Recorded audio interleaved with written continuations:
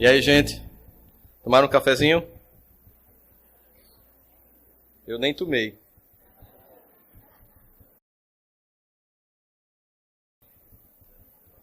Vamos então lá. Bom, só retomando a linha de raciocínio para a gente continuar no que a gente está se propondo aqui a refletir sobre os tempos que são chegados e qual é o meu papel nesse processo. A gente já deve ter entendido a partir de agora do que a gente já trouxe aqui do conteúdo da doutrina, mais o que as pesquisas mostram academicamente no mundo, que estamos passando por profundas transformações. Essas transformações não são apenas transformações de ordem histórica, material, cultural e filosófica, mas também são transformações, sobretudo, de ordem moral e espiritual. Nós temos um papel nesse processo de não sermos apenas um telespectador, mas ser um agente da transformação. O nosso convite é feito, já que somos trabalhadores da última hora, e esse termo se refere a pessoas que, em outras vidas, já estiveram junto do Evangelho, mas não conseguiram cumprir o papel que deveriam cumprir junto ao Evangelho. Recebem um chamado para que desta vez, finalmente, o Evangelho seja algo prático nas nossas vidas e que a gente possa não usá-lo em benefício próprio, egoísta ou manipulador. Nós sabemos que em momentos de profunda crise, que é o que eu estava descrevendo, há um nível de suscetibilidade muito grande, as pessoas ficam muito vulneráveis, a coletividade fica muito assustada. Esse momento crítico faz com que a gente tenha aí um incremento de transtornos emocionais, por isso a gente percebe a depressão, inclusive no Fórum Econômico de Davos, num painel que houve lá, foi descrita como o câncer do século XXI, embora não mortal do ponto de vista fisiológico como um câncer, pelo fato que ela tem afetado milhões e milhões de vidas a cada ano e destruído a possibilidade de muitas pessoas, tem atrapalhado muito a sociedade de um modo geral e, claro, as pessoas que são acometidas desse mal de um modo em particular. Todo esse panorama que a gente vive, fruto dessa relatividade que a gente está vivendo, moral inclusive, faz com que a gente tenha mais necessidade de concentrar-se, de viver a experiência cotidiana de Evangelho na nossa vida. O que implica dizer que para manter um pouco de paz, de harmonia, nós precisamos aumentar a nossa intimidade com Deus, o nosso relacionamento com Deus. Então, o que a gente percebe isso? O que a doutrina pode dizer a respeito do fim dos tempos, né? Através da busca da espiritualização, superarão as dores e construirão uma nova sociedade humana, a humanidade caminha para regeneração. Cabe a cada um de nós, a árdua ascensão do trabalho do amor ao próximo junto a Jesus. Isso foi uma fala de Chico em Pinga Fogo, em 1973, na Rede Tupi. Já naquela época ele era provocado sobre essas questões que a gente tem hoje em dia. Aqui na questão 364 de Obras Póstumas, parte 2, os Espíritos disseram que são chegados os tempos em que tais coisas têm que acontecer. Em que sentido devem se tomar essas palavras? Acontecer o quê? O que vai acontecer? Que tempo é esse, né?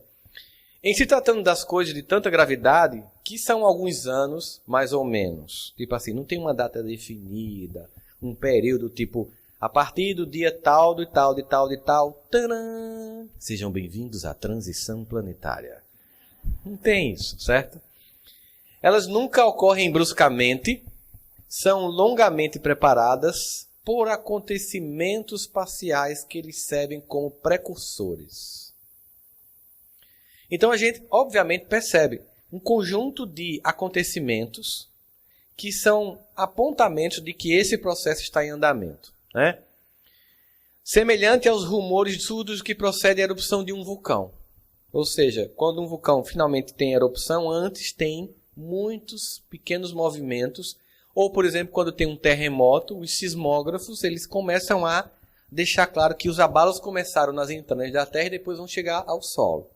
Então não é de um dia para a noite que as coisas acontecem, mas elas acontecem. Significa unicamente que se achar no período em que isso vai acontecer. De que forma, como, em que intensidade.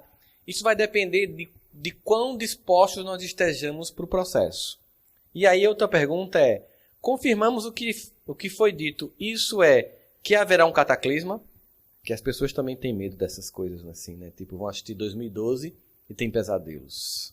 Ou então Impacto Profundo, aquele filme, a onda gigante varrendo as pessoas, medo de um epicentro, ou coisa, uma guerra nuclear, aquela música, olha meu amor, veja só, hoje o sol não apareceu. Aquele medo dos anos 80 da gente, né? Que o mundo ia acabar. Obviamente que o que vai acabar é a forma de um mundo como a gente construiu até hoje. Até porque ele é inviável. Do ponto de vista ecológico, é inviável mantermos o mundo como a gente tem hoje. O planeta se esgotaria de forma irreversível. Óbvio que nós vamos ter que mudar usos e costumes. Óbvio que nós vamos ter que repensar várias coisas. Apenas haverá um cataclisma de natureza moral, cujos instrumentos serão os próprios seres humanos. Um cataclisma moral. O que acontece com isso? É que o que a gente percebe? Aquelas transformações emocionais adiadas do ponto de vista individual ou do coletivo, elas começam a acontecer contra a nossa vontade. Aquilo que estava oculto se revela. Uma das características dessa sociedade que a gente tem é uma profunda transparência. A tendência de que todas as coisas em secreto venham à tona é muito grande. Tudo que você usa na internet é pesquisado, é calculado, é medido. As pessoas postam uma coisa e pesquisam outra. Elas postam mais uma noite feliz com meu marido, depois na internet. Ele não me procura mais. O que está acontecendo? É diferente entre eles. Fizeram um acompanhamento entre o que eu posto nas redes sociais e o que eu pesquiso no Google. O que eu posto é o que eu quero mostrar. O que eu pesquiso é o que está acontecendo. Isso que acontece é que a gente, na verdade, tem percebido a necessidade de transparência do comportamento humano. A gente vê isso quando André Luiz chega em nosso lar. As pessoas dizem uma coisa, ele fica pensando em como dar uma resposta maquinada, pensando em como impressionar, e os mentores estão vendo o pensamento dele. Imagina o constrangimento. Já existem equipamentos avançados que vão fazer diagnóstico até de sonho. Bota aqui e fica mostrando. Num Tata Show que você está sonhando. Já imaginou se a gente fizesse uma proposta agora? Eu quero que todo mundo venha aqui, a gente vai botar um capacete e vai ser projetado nesses telões. O que você é? O que você pensa, o que você faz? Quem ficaria aqui? Nem eu. Óbvio. Porque essa transparência vai ser uma necessidade para que o orgulho e o egoísmo vá perder força. Porque quando a gente for transparente, a gente vai perceber uma coisa. Ninguém pode acusar ninguém. Ninguém pode acusar ninguém. Quem aqui de nós pode jogar uma pedra no outro? Se na época da Samaritana isso era uma verdade, hoje também é. Então não é uma preocupação sobre o que vai acontecer revelado na sua vida, é o que vai ser revelado da minha vida para mim mesmo. Da minha consciência. Aí a gente pega, então tem que ter um trabalho com a consciência. Eu peguei aqui um trecho poético de Augusto dos Anjos, poeta paraibano, e eu peguei o trecho poético em dois momentos. O momento em que ele está encarnado, e ele vai trabalhar o tema da consciência, a gente percebe muito isso. Ele diz assim, meia-noite, o poema é O Morcego, que está no seu livro O Eu, né? De Augusto dos Anjos, o único livro publicado por ele. Meia-noite, ao meu quarto me recolho, meu Deus, e este morcego, e agora vede, na bruta ardência orgânica da sede, morde-me a goela ígnea e escaldante molho. Vou mandar levantar uma parede, digo, ergo-me a tremer, fecho o ferrolho e olho o teto, e o vejo ainda, igual a um olho, circulantemente sobre a rede. Pego um pau, esforços faços, chego a tocá-lo, minha alma se concentra. Que ventre produziu tão feio parto? A consciência humana é este morcego. Por mais que a gente faça, à noite ela entra imperceptivelmente em nosso quarto. A consciência que ele tinha sobre a consciência era de uma acusação. A acusação de revelar aquilo que você não quer enxergar. Obviamente, ele passa por um processo de desencarnação, amplia a forma de perceber a própria existência e a função da consciência. E esse mesmo Augusto dos Anjos, agora desperto, não mais olhando como um caos à consciência, consciência que nós sabemos está escrita a lei de Deus para que a gente jamais esqueça, é inapagável, é indelével, não está em livros que podem ser manipulados, textos que podem ser destruídos, manipulados ou contornados para satisfazer o gosto da religião do tempo que tiver no poder. Mas não, uma consciência que está lá impressa a lei de Deus. Então aí ele, Augusto dos Anjos, em Parnaso de Além Túmulo, inclusive poema que o Grupo AME musicou, diz assim: tu não és força neurica somente, movimentando células de argila, lama de sangue e cal que se aniquila dos abismos do nada eternamente. És mais, és muito mais, és a cintila do céu, a alma da luz resplandecente que um mistério implacável e inclemente amortalhou na carne atra e intranquila. Apesar das verdades fisiológicas, reflexo das ações psicológicas, nas células primeiras da existência, és um ser imortal e responsável, que tens a liberdade incontestável e as lições da verdade na consciência. Diante dessa constatação poética de Augusto dos Anjos, agora revisitando o tema da consciência, já desencarnado, deixando bem claro que o reflexo de nossos comportamentos são vindos de uma alma, de uma psique que se traduz no corpo. Os reflexos de uma transição são a forma como cada um de nós constrói essa experiência íntima e que se reverbera externamente. Daí a nossa necessidade de sermos, sim, um agente de transformação. E aí, obviamente, diante desse momento e desse ato, já que você tem um modelo que antigamente definia normas, padrões, comportamentos e condutas, que entra em declínio para a formação de um novo modelo, aí você tem um hiato entre o antigo e o novo, você fica num meio, isso dá uma angústia coletiva nas pessoas. Em Obras Póstumas, na segunda parte, capítulo 27, sobre o tema da regeneração, eles dizem: e como se não se operasse com bastante rapidez a destruição, os suicídios se multiplicarão em proporções inauditas até entre crianças. E a loucura jamais tem atingido tão grande quantidade de homens que, antes mesmo de morrer, estarão riscados o número dos vivos.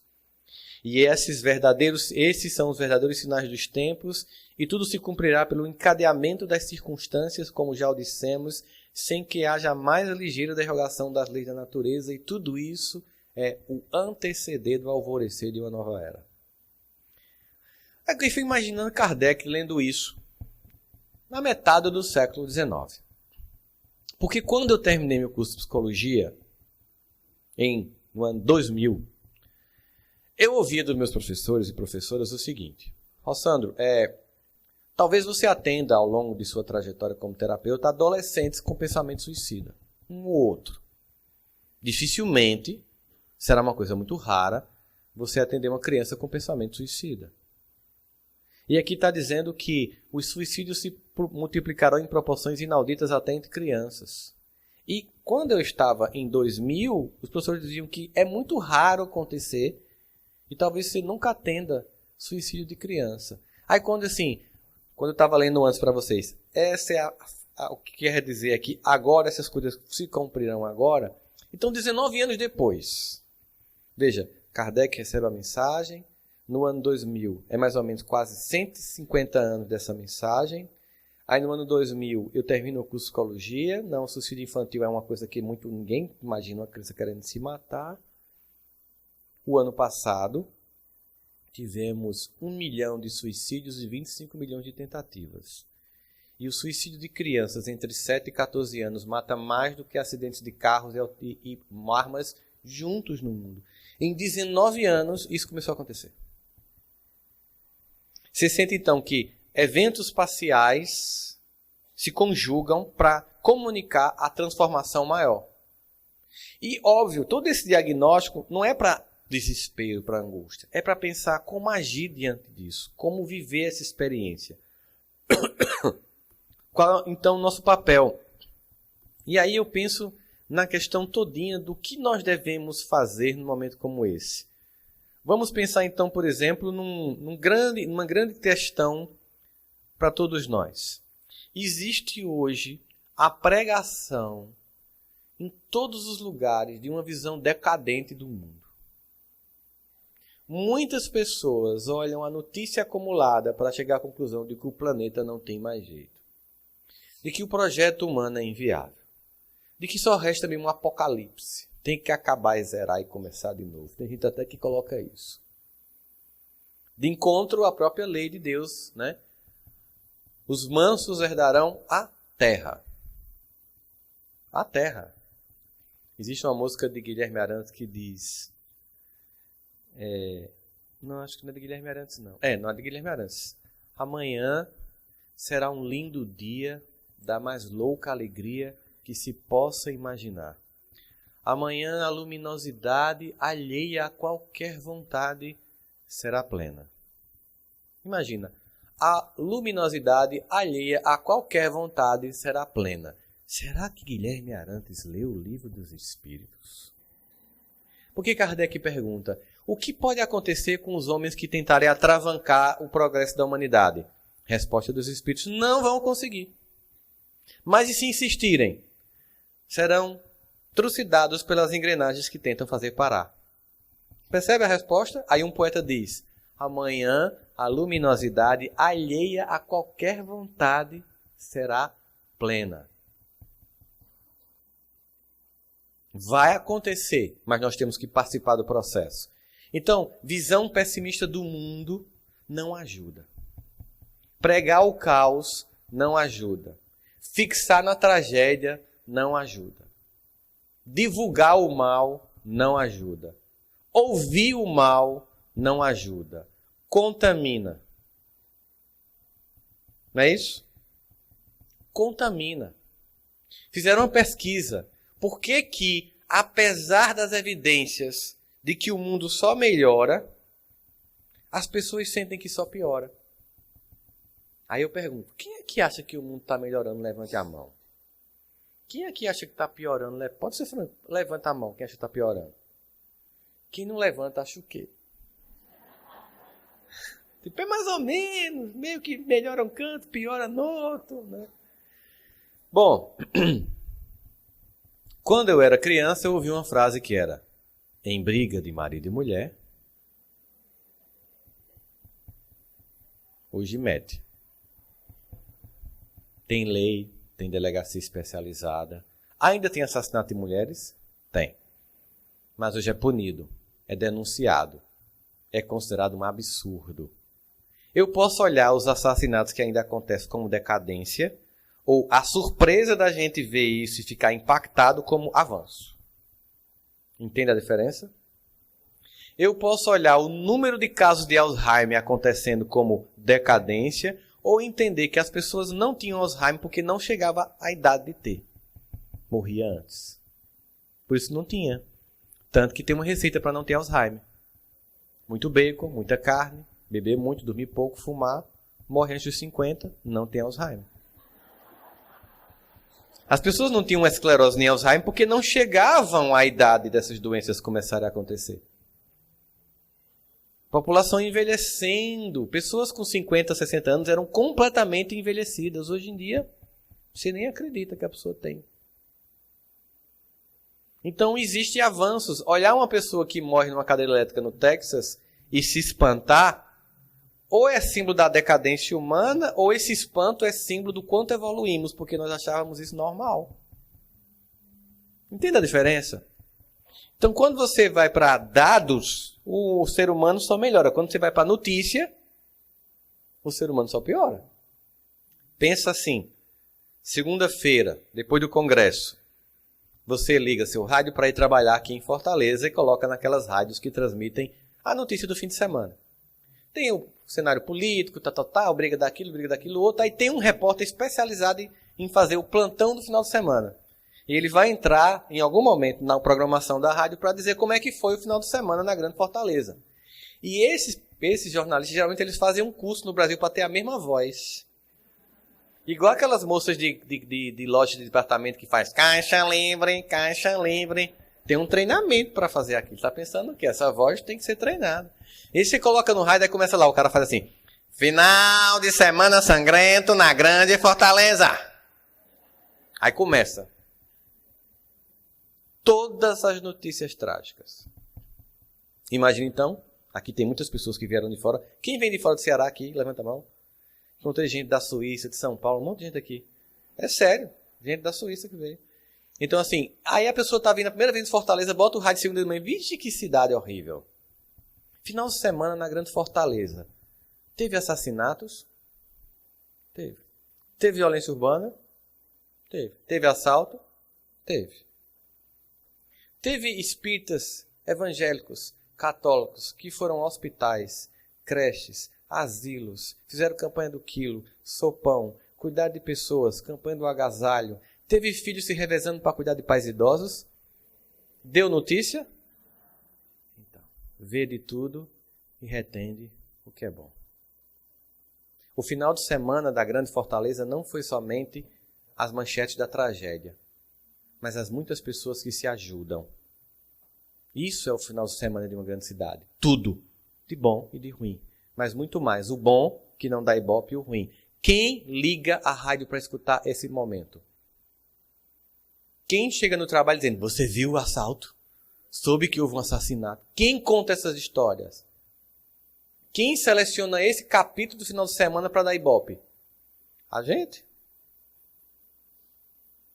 Simples assim. Não é assim que funciona? Então, se a gente mudar o padrão, a gente deixa de ter a visão pessimista do mundo e ser mais um agente de transmitir o caos. E quando a pessoa chegar, você viu que houve? Vi, fulano, mas você soube que esse final de semana teve um monte de jovem que foi doar sangue no Hemocentro? Você viu isso? Você soube que teve uma senhora que foi ajudar a vizinha, porque a vizinha passou mal, ela ficou tomando conta da mãe dela? Olha que legal. Você já pensou em pegar a sua rede social e todo dia colocar uma coisa positiva? Eu vi espíritas surtados na campanha eleitoral passada, esquecendo que se viam ao Cristo. Defendendo e atacando nas redes sociais quem gostava e quem odiava, sem nunca ter feito com a mesma veemência a defesa do Evangelho de Jesus. Isso é escolha. Porque nós não estamos aqui apenas, e eu não estou negando que nós devemos ser também um agente político, mas nós estamos aqui para sermos um agente de transformação. Eis que vos envio como cordeiro em meio a lobos. E Jesus, ao dizer isso, não está dizendo, vão lá, cordeirinhos, ser trucidados pelos lobos ferozes. Não. Cordeiro é símbolo da subserviência ao Pai, da docilidade. Lobo é o símbolo da instintividade. Quando um cordeiro vai em meio a lobo, não é para ser trucidado pelos instintos, mas para converter os lobos em cordeiros. Pelo exemplo. E pela força do exemplo, que é o que arrasta. Porque discurso é fácil de ser feito. Tem técnicas, você aprende, vai lá fazer um curso de oratória, um curso de filosofia, de retórica, como manipular os textos. E as pessoas hoje têm estelionato emocional. Tem gente que vende assim, 5 finais de semana para você mudar a sua vida. Meu filho, faz 30 encarnações que eu tento e tu vai conseguir em 5 finais de semana, eu pago. Entendeu? Perca sua barriga em 4 semanas. Ele faz, eu quero. Tem a revista lá, o cara todo... Aí você olha e faz, oxe, eu sei como é que ganha uma dessa durante 4 dias comendo. Agora, como perde, eu ainda não consegui perder. Entende? Então, assim, como ser agente? Então, para de ser o divulgador de caos e seja o divulgador da esperança. Você já está contribuindo para a mudança psíquica do planeta. Existe hoje um profundo sentimento de inadequação, de sentimento de autoestima rebaixado, de inferioridade que toma conta das pessoas e paralisa os espíritos em fazer a coisa acontecer. Porque as pessoas perdem tanto tempo se sentindo menor que não enxergam a própria grandeza. Sabotando todos os recursos do alto investido em cada um de nós num processo infantil de comparação com os outros. E, obviamente, que essa é uma das estratégias da espiritualidade inferior, usar todos os recursos para paralisar. Porque, no fundo, depois de 2000 anos de Jesus na vida da gente, vida após vida, a gente já não é tão ruim assim. Então, bastam eles nos convencerem a não fazer o bem. E como é que eu vou ser convencido a não fazer o bem? Perca tempo com seus dramas emocionais se sentindo vítima. Se destrua se sentindo inferior, incapaz, burro, feio, pobre, nojento. Verme evolutivo, vou para o umbral. Fique com esse discurso na cabeça.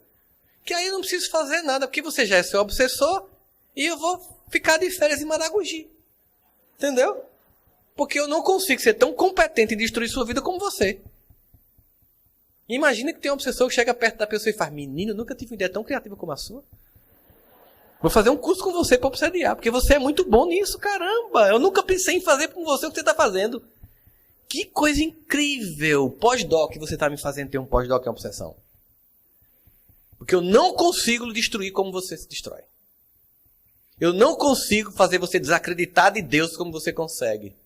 Eu não consigo você perder a fé e a esperança como você perde. Eu não consigo você passar o dia chorando, se comparando, se sentindo menor como você faz. E aí, você não está fazendo mal nenhum à humanidade se sentir menor. Mas que bem você está fazendo. Entende a questão? É uma das formas de paralisar o espírito. Se compara de forma infantil com quem você supõe estar melhor que você. Olha o percurso do outro sem entender o seu, porque cada um de nós aqui sabe a dor e a delícia de ser o que é. Cada um de nós sabe o que aguenta o tranco da vida. Então, comparação é a coisa mais ridícula que a gente pode fazer, mas a gente faz aos montes. Com as redes sociais, a comparação ganhou um status de loucura. Tanto que o Instagram tirou o número de curtidas de fotos que as pessoas estavam medindo visibilidade por causa disso. Meu Deus, a minha foto só teve 5 curtidas. Espera aí, deixa eu fazer outra. Aí o povo começa a exagerar. Aquela alucinação, a Matrix da Matrix, a ilusão da ilusão em cima da outra. Então, aceitar a vida que se tem, com gratidão pelo que se é. Porque só quem é fiel no pouco, é fiel no muito. Não adianta pedir a Deus aquilo que eu já não agradeci que eu tenho. Só quando eu tenho gratidão pelo que eu pude conquistar, pelo que eu tenho podido ser, é que eu digo para o alto que eu posso mais. Enquanto esse meu olhar de vitimismo, comiseração, tomar conta de mim, eu sou mais um que não está servindo no momento grave da transformação planetária. Porque eu sou um que poderia estar ajudando. Eu sou aquele que chega para pedir socorro, cheio de instrumentos de conhecimento, mas ainda estou a pedir socorro quando eu podia estar também ajudando. Não que eu não possa pedir socorro, mas eu já tenho instrumento para estar ajudando. Então, essa visão vitimista, comparativa, infantil, destrói vidas e vidas e vidas. Paralisa muitos espíritos. Temos ainda a necessidade de trabalhar o sentimento do perdão e esse processo libertador, porque muitos de nós não conseguem vencer-se e alcançar os objetivos da existência porque nós estamos correndo uma maratona com bolas de ferro da mágoa. Você já imaginou? Você quer disparar no processo evolutivo, mas você está aqui com um monte de bola porque você tem um leque de pessoas que você acusa para sua infelicidade e esquece que é reencarnacionista, ou seja, que se você passou por isso é porque você fez pior com a pessoa. Não, eu fui maltratado. Não me deram atenção. Poxa, eu sou espírita, caramba. A dor não é uma coisa para se perguntar por quê? É para quê? No mínimo, sinta o que você fez para nunca mais repetir. Você sentiu o abandono dos seus pais? Então nunca mais abandone um filho. Você sentiu a traição afetiva? Então nunca mais machuque o coração de ninguém. E a dor é um remédio que Deus deixa para os seus eleitos. Está lá no Evangelho segundo o Espiritismo. Para acordar as consciências. Porque a razão não consegue acordar a nossa consciência. Olha para a dor sem perguntar por quê. Olha para a dor e pergunta para quê. Olha para os algozes com sentimento de gratidão. Porque, como diz Joana, o mal que me faz mal não é o mal que me fazem, mas o mal que eu faço. Porque o mal que eu faço é dívida. E o mal que me fazem é quitação. Da regra. Simples. Não é bom sentir isso, não é bom. É doloroso, você pode chorar, você pode sentir a dor profundamente. Deus compreende, mas depois diz, mas meu filho, agora segue, ergue e nunca mais faz isso. Você sentiu como é ruim. Veja como é ruim esse sentimento. E eu queria que você lembrasse exatamente de cada tom dos dias cinzos, de cinzas da tua existência, para nunca mais provocar isso na vida de ninguém. Simples assim. Se você quer avançar, a pessoa às vezes quer passar num concurso. Aí quando ela vai estudar, ela sabe mais do que os colegas. Ela ensinou aos colegas. Os colegas passam, ela não. Foi o que houve. É porque quando a pessoa senta, ela está magoada com alguém, faz, eu vou passar nesse concurso. Pronto, já drenou 50% da energia, porque você está querendo passar para dar uma resposta para a pessoa. Então o movimento é de ódio, é de ressentimento. Eu vou mostrar que eu vou vencer. E às vezes até consegue, mas consegue um combustível tão tóxico que quando o carro passa na linha de chegada, que essa bandeirada, quebra todinho. Porque foi com a violência dos desejos de vingança e não com o natural desejo de avançar e conquistar pelo conhecimento, pelo esforço, novos patamares de evolução pessoal. Que é difícil, se o ressentimento faz parte, lembra lá, né? Quando fores orar, se o teu irmão tiver uma mágoa contigo, não é nem você com ele. Para! Nem adianta que eu não vou ouvir. Vai lá, resolve a contenda e volta para fazer o teu sacrifício no altar. Tipo assim, ó, o contato com o sagrado de um filho falando com Deus é interrompido se ele tiver mágoa do outro filho de Deus. Eu não posso chegar para Deus, Deus, meu amado Pai, me abençoe e me ilumina, mas eu odeio aquele teu filho, mata ele. Tira ele da minha vida. Faça com que ele seja demitido para parar de me perseguir. Imagina isso, você com 3 filhos e um chegar para você se queixando do outro e querendo que o outro morra. Consegue ter um relacionamento com o pai? Não tem. É a lei, gente. Não adianta. Ninguém pode pegar o evangelho e adaptar aos caprichos pessoais, não. Leis imutáveis. E perdoar não é concordar com o que o outro fez. Nem assinar embaixo no que foi feito. É se libertar. Porque já foi difícil no dia, para que continuar repetindo esse processo, essa experiência?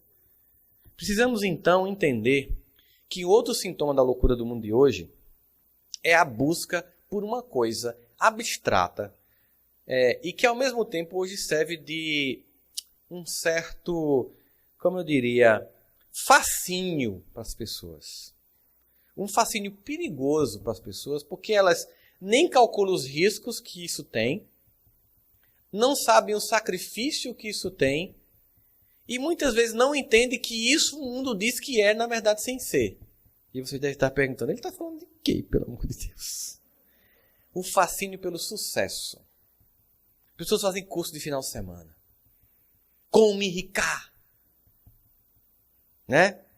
Como mudar a sua vida. Como atingir suas metas. Como alcançar o sucesso. As pessoas fazem tudo para... E esquecem que talvez já tenham uma vida extremamente bem sucedida.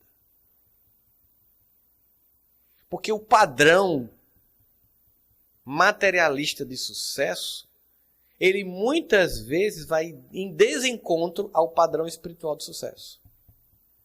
Eu fui assistir um filme, sabe quando no passado, tem gente que não sabe o que é isso, mas muita gente aqui que é raiz como eu sabe o que é uma fita VHS.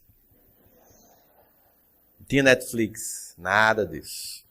Não era na hora que a gente queria, era na hora que podia. Chegávamos numa locadora para pegar os lançamentos e já tinham sido locados. Mas era sexta-feira à noite, você não podia ficar sem a fita. Então você procurava um outro filme, mas você já tinha visto quase todos os filmes. Aí você começava a pegar os exóticos. Estava eu lá um dia, tinha um filme tailandês, O Cheiro da Papaya Verde. Eu vou levar esse hoje, já vi esse, o lançamento não está aqui. Chego em casa, coloco lá 2 horas de filme. Com a mulher acocorada fazendo doce de mamão. Não. Quando você vai até o fim para ver no que dá, já aconteceu com vocês? Tem que ter alguma coisa, né? Você vai até o fim e você não acredita que eu passei 2 horas vendo essa mulher fazer doce de mamão, não. Meu Deus. Eu resolvi assistir de novo o filme. Porque eu tinha 18 anos na época, então passei dos 40. Já é um bom tempo. Eu pensei, talvez agora eu veja algumas coisas que eu não vi na época, de fato. Uma mulher acocorada com 40 anos, num símbolo de subserviência, apenas cozinhando, e deveria então ser vista como uma mulher sem sucesso. Aquela mulher, fazendo doce, orientou os filhos, tirou o marido da cachaça e cuidou dos pais e aconselhava os vizinhos. Porque ela não se definia pelo lugar onde estava, porque a alma dela estava em pé. Sucesso é isso. Não é lugar ocupado para que as pessoas digam que é legal. É como você se sente por dentro naquilo que você faz. É a capacidade de perceber que muitas vezes aquela mãe de família tranquila e serena que simplesmente estava ali todo dia fazendo um café. Chegava um filho que conseguiu, por causa do esforço daquela mãe, daquela pai, fazer universidade, fazer doutorado, chegava com suas angústias e ela, sente meu filho, aí fazia um café. E todas as respostas que no mundo da academia não tinham sido dadas para ele, ela ali com a sua tranquilidade acalmava aquele coração. Vinha um vizinho, vinha uma pessoa. E quando termina no mundo espiritual, nós vemos pessoas comuns, como espírito de luz, e pessoas de sucesso pedindo socorro. Porque muitas vezes a nossa vida já é um sucesso. Por tudo que a gente passou, pelos riscos que a gente correu, quantos desvios foram evitados, quanta tragédia anunciada, quanto precipício que a gente pisou na borda. Mas voltamos, estamos aqui, isso é um sucesso. Estar numa sexta-feira à noite em busca de Jesus, isso é um sucesso absoluto. Portanto, vamos parar de alimentar. E com isso eu não estou fazendo nenhum desestímulo à busca de crescimento profissional. Não! Mas não entenda isso como a meta. Isso é resultado. Viktor Frankl, que ficou preso em Auschwitz e construiu a psicologia existencialista, usando a frase de Nietzsche, quem tem um porquê suporta qualquer como, para criar a construção da psicologia existencialista, ele disse, engraçado, tudo que eu vivo hoje é o sucesso. E as pessoas que buscaram sucesso nunca alcançaram, somente aquelas que nunca quiseram, mas sempre fizeram o que acreditavam. Então, na verdade, não tem a ver com a meta do outro, o padrão do outro, a métrica do outro. Seja autêntico, seja você. Deus nos criou como nós somos, Ele não precisa de cópia. A melhor contribuição que você tem para dar ao mundo é ser você quem você é. Você pode se inspirar em alguém, mas não abra mão de sua autenticidade, de seu jeito único de ser. Não tem um outro ser humano como você no universo. Não tem um DNA como você, uma digital como a sua, uma íris do olho como a sua. Não clone sua personalidade dos outros. Seja você. E se tem alguém para te inspirar como meta, que seja Jesus, porque os outros são falhos, decepcionam. E muitos chegam tão vazios ao sucesso que morrem de overdose. Porque pensam que aquilo preenche e não preenche. Uma outra coisa importante que a gente tem que entender é que nesse momento em que a gente está vivendo essa experiência de transformação, temos que cuidar de nós mesmos. E temos que nos cuidar uns dos outros. Uma casa espírita, ela deve ser uma casa de acolhimento.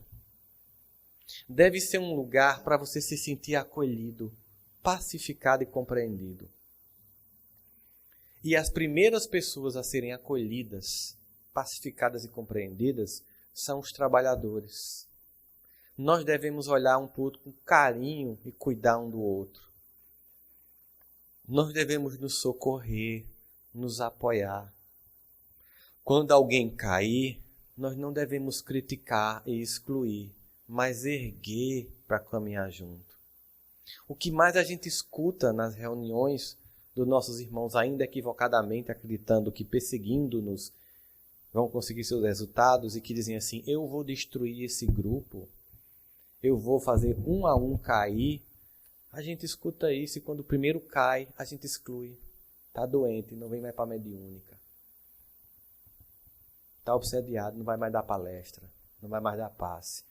Mas vocês foram avisados que eles iam fazer isso. Quando o primeiro cai, ele é abandonado. Cadê o evangelho, meu Deus do céu? Aí a pessoa fica triste porque não é socorrida. É uma casa que socorre os estranhos, os que chegam temporariamente, mas abandonam os de casa. Às vezes a pessoa vai se tratar no outro centro espírita, porque tem vergonha de se tratar no próprio centro espírita.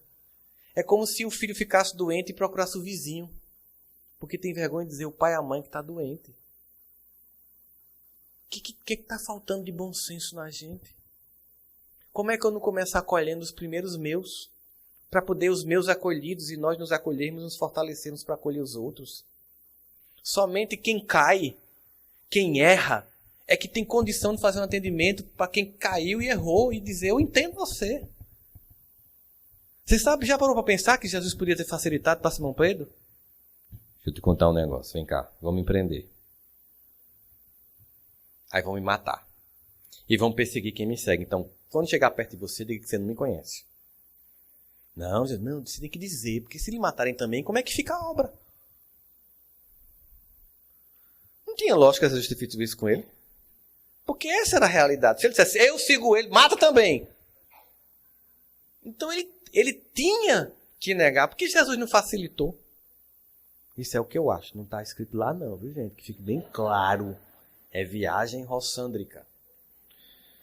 Mas eu fico imaginando, então Simão vai e nega Jesus. Pedro nega Jesus 3 vezes.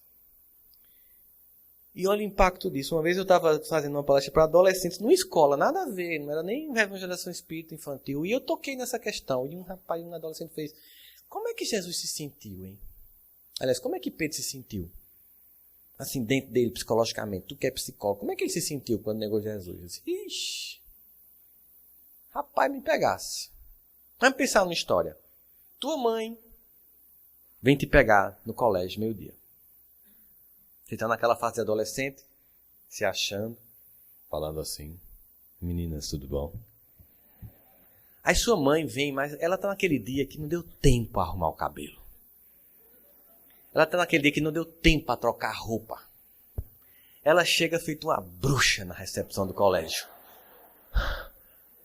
Você viu João, aí você vê sua mãe faz, vixe, não. Aí um amigo faz, tua mãe, não. Né, minha mãe, tem certeza que... Nada, não, minha mãe, não. Aí quando ela olha isso direção, você desvia e sai e vai a pé. Claro que você demora a chegar em casa, sua mãe chega primeiro, e quando você chega ela está desesperada. Meu filho, onde você estava? Mãe que é mãe, né? Pai que é pai, já diriam ter ligado para o IML, para os hospitais, chamado os parentes, estão lá esperando aquela criança chegar. Aí você inventa uma história que se perdeu e veio tal, ela lhe abraça e diz assim, graças a Deus, meu filho. Só de imaginar alguma coisa acontecer com você, eu já estava destruída. Porque você é o amor da minha vida. Como é que você se sentiu depois disso? Um lixo. Acabei de negar essa mulher 3 vezes. Né? Isso não é nem perto do que Pedro sentiu, tenho certeza. No entanto, esse homem, que depois abre uma instituição, a Casa do Caminho, vai fazer atendimento fraterno. É assim? Aí chega uma pessoa e diz assim, olha Pedro, estava ouvindo vocês falar de Jesus e, meu Deus, é muito encantador esse homem, mas ó Pedro, não dá para mim. Por quê? Porque eu matei Pedro. Eu não mereço ele. Pedro, não dá para mim porque eu traí Pedro. Eu não mereço ele, eu roubei. Eu destruí Pedro, eu enganei. Aí Pedro, por que errou? Por que caiu? Não olha com soberba. Não julga. Não é indiferente. Não é acolhedor. Ele olha no olho e diz, eu entendo você. Porque você está dizendo isso sem ter conhecido ele. Eu que conheci, neguei. E mesmo assim não desisto dele. E ele não vai desistir de você. Só alma doente cuida de alma doente. Não olhe para ninguém como se fosse evoluído, porque isso é o maior sintoma de perturbação emocional. Baixa a bola, baixa a crista, porque no alto só Cristo.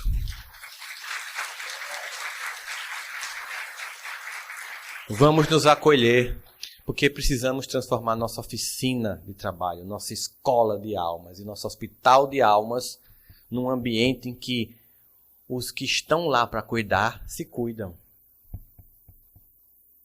Os que estão lá para cuidar se amam. Serão reconhecidos por muitos se amarem, né? Dizia Jesus e Kardec. Instruí-vos e amai-vos. Na imperfeição que somos. Nas dificuldades que temos. Aquelas pessoas que você fez, eita, lá vem. Meu Deus, mas faz parte. É assim. Um dia é você que é a pessoa de difícil convivência. Precisamos estar prontos. Porque diante de um mundo em que almas e almas chegarão às instituições pedindo socorro, se estivermos desunidos, desconectados, sem nos amar, nós não vamos acolher. Chega a ser constrangedor. Um mundo com tanta dor e a gente com tanta resposta. Pensa no que a doutrina fez na tua vida. Pensa no divisor de águas que ela representou para você, porque eu acredito que ela representou para você, como ela representou para mim. Pensa assim, talvez eu não tenha nem conseguido continuar se eu não tivesse conhecido. Então, se isso transformou minha vida desse jeito, eu preciso falar para as pessoas. Eu preciso levar isso para as pessoas. Eu preciso ser um agente dessa transformação. Eu não posso levar o caos, eu não posso levar o medo, eu não posso levar o conflito, eu não vou para a briguinha, He-Man contra o esqueleto, Thundercat contra Murrap, Pio contra Frajola. É um por todos, todos por um. Ou como diz nas aldeias que a fraternidade atende, um buto, eu sou porque você é. O relato de muitos caravaneiros da fraternidade que chegam numa aldeia, pegam uma bala, um chocolate, dão para uma criança. E o que normalmente as crianças fazem aqui é comer, porque tem um monte. Ela faz, ei, chocolate. Aí começa a pegar um pedacinho para dar para cada criança. Aí você pergunta, mas por que você deu para eles? E por que eu ia comer só? Só eu ia sentir o sabor? E eles? Isso é um mundo de regeneração. É quando você começa a observar que tem que ser bom para todos, não só para os meus. É quando você começa a usar as forças que você tem para transformar a vida dos outros e não somente a sua. É quando você entende finalmente, quando Jesus diz, eu não vim para ser servido, eu vim para servir. E se em nenhum momento nos chama a uma candidatura de santificação. Não, é coisa miúda, no cotidiano, sabe? No trabalho, lá onde você trabalha. Todo mundo fala mal de todo mundo, aí você começa a silenciar. Você está regenerando o planeta. Todo mundo maltrata a pessoa que chega no serviço que você presta. Você não começa mais a maltratar. Você está regenerando o planeta. Todo mundo chega atrasado no serviço público, mas você não. Porque o dinheiro é do povo que paga para ter um serviço que precisa ser dado com dignidade, porque merece. Então todo mundo chega atrasado. Você não. Todo mundo sai antes. Você não. Todo mundo empurra com a barriga. Você não. Isso é candidatura a santo? Você virou o novo Chico Xavier? A nova Irmã Dulce? Não. É só no seu cotidiano. Fazendo a diferença. Olhar para você e perguntar assim. Ele nem prega no Espiritismo. Nem precisa, porque o comportamento dele fala mais que tudo. O mundo de regeneração é exatamente como a gente vê com Francisco de Assis. Prega o Evangelho sempre, mas só use palavras quando necessário. Porque o Evangelho é uma coisa que você tem que estar pregando com o seu comportamento. E quando você olhar assim, poxa, essa pessoa ela é diferente. Ela não fala dos outros, ela silencia, ela não critica. Isso não é candidatura a santo. Isso não é uma coisa extraordinária. Isso não é salvar a humanidade. É fazer um cotidiano digno, decente, em sintonia com o padrão de comportamento do Cristo. Basicamente isso. Esse é o objetivo. Essa é a regeneração. Essa é a construção que nós estamos fazendo. Assim nós pensamos, quando pensamos num mundo novo, sob uma perspectiva, uma ótica cristocêntrica. Lembramos da música que a gente cantava na infância, mesmo quando não era católico, quem não foi católico, daquela quando a criança perguntava, o que é preciso para ser feliz, né? E qual é a resposta, gente? Amar como Jesus amou, sonhar como Jesus sonhou, viver como Jesus viveu, sorrir como Jesus sorriu, sentir o que Jesus sentia, sorrir como Jesus sorria. E ao chegar ao fim do dia, eu sei que eu dormiria muito mais feliz. E ao fazer isso, é a garantia de que não somente eu dormiria mais feliz. É porque fazer como ele é a garantia de que todos nós dormiríamos muito mais felizes. A certeza de que todos nós iremos dormir muito mais felizes num mundo novo.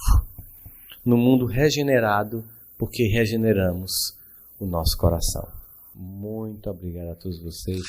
Muita paz. Um beijo no coração. Muito obrigado. Muita paz. Obrigado, gente.